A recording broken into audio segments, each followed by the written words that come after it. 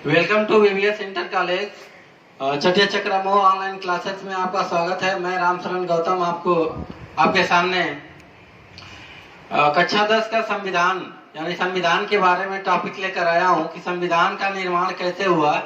मैं आपको बता दूं कि सबसे पहले 1900 हमारा जो देश है 15 अगस्त 1947 को आजाद हुआ।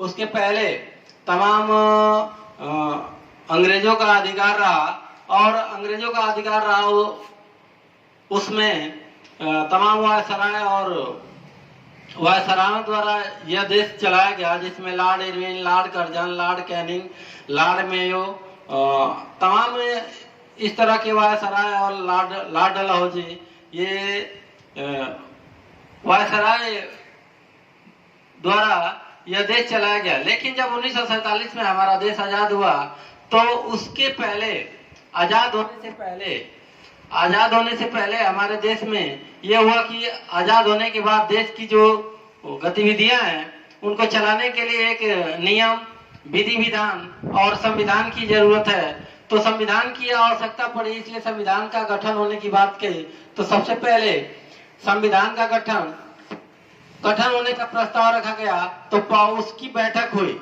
अगर बैठक की बात करें तो सबसे पहले संविधान सभा की पहली बैठक 9 दिसंबर 1946 को हुआ और जो दूसरी बैठक थी, ये तो पहली बैठक थी, दूसरी बैठक हुई 11 दिसंबर सन 1946। और मैं आपको बता दूं कि 9 दिसंबर 1946 को पहली बैठक हुई और दूसरी बैठक हुई 11 दिसंबर 1946। अब 9 दिसंबर 1946 यानी 9 दिसंबर 1946 को हुआ तो उसकी अध्यक्षता किसने की और 11 दिसंबर 1946 को संविधान सभा की बैठक हुई तो उसकी अध्यक्षता किसने की, मैं अभी आपको बता रहा हूं। सबसे पहले 9 दिसंबर 1946 को जो बैठक हुई उसकी अध्यक्षता सच्चिदानंद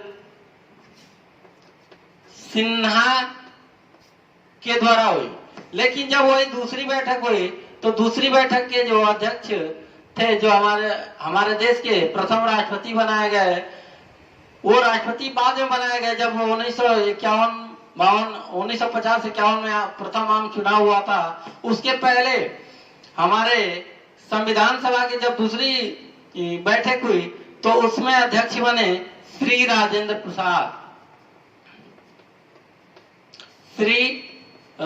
प्रसाद, यानी पहले में श्री सच्चिदानंद सिन्हा थे और दूसरे में श्री राजेंद्र प्रसाद थे। हमारे एग्जाम में क्वेश्चन इससे बहुत आते हैं और ये क्वेश्चन यहाँ से ये बनता है कि जो 9 दिसंबर 1946 को हमारा संविधान बना उसके अध्यक्ष कौन थे और 11 दिसंबर 1946 को हुआ तो उसके अध्यक्ष कौन थे। तो मैं आपको बता दूं कि 9 दिसंबर 1946 को जो संविधान की बैठक हुई उसके सच्चिदानंद सिन्हा थे और 11 दिसंबर 1946 को जो बैठक हुई उसके श्री राजेंद्र प्रसाद थे।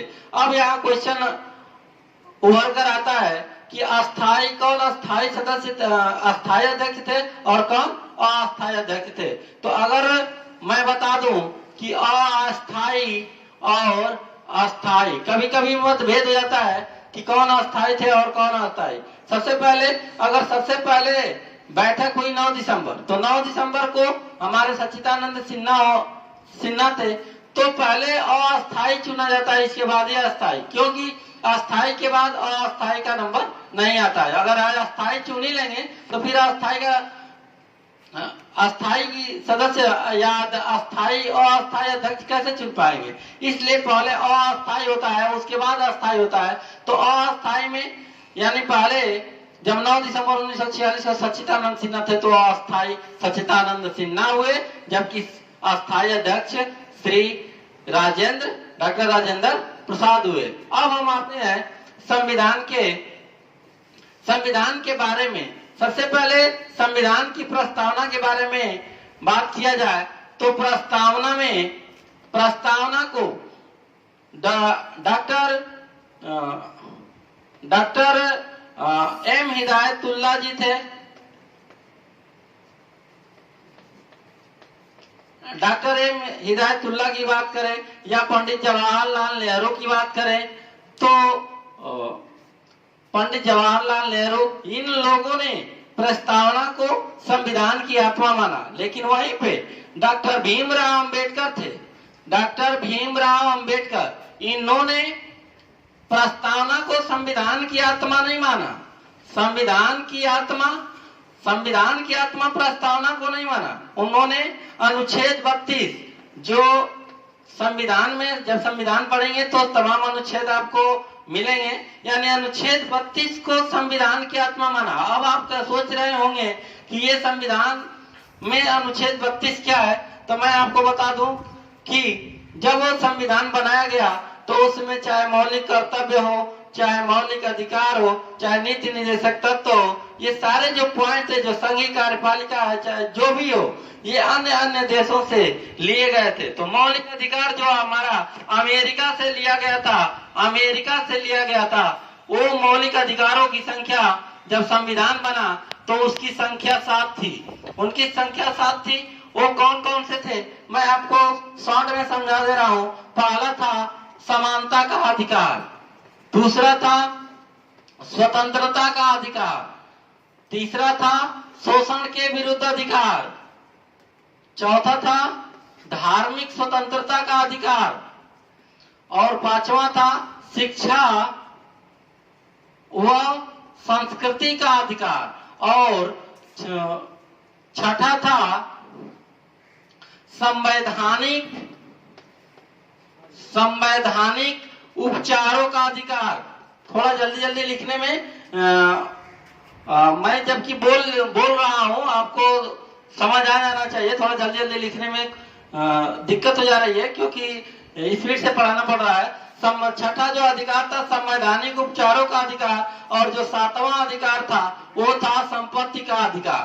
तो संपत्ति का अधिकार बाद में ये 7 हमारे मौलिक अधिकार माने गए, और इन 7 अधिकार में जो छठा था संवैधानिक उपचारों का अधिकार, उसी को बाबा डॉक्टर भीमराव अंबेडकर जो थे वो संविधान की आत्मा माने।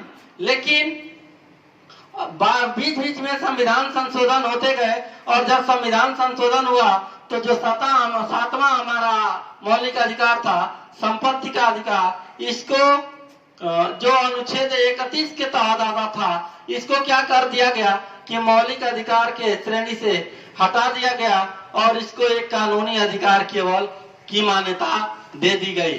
अब अगले वीडियो में हम आपके मौलिक अधिकारों की विशेष चर्चा करेंगे। तब तक के लिए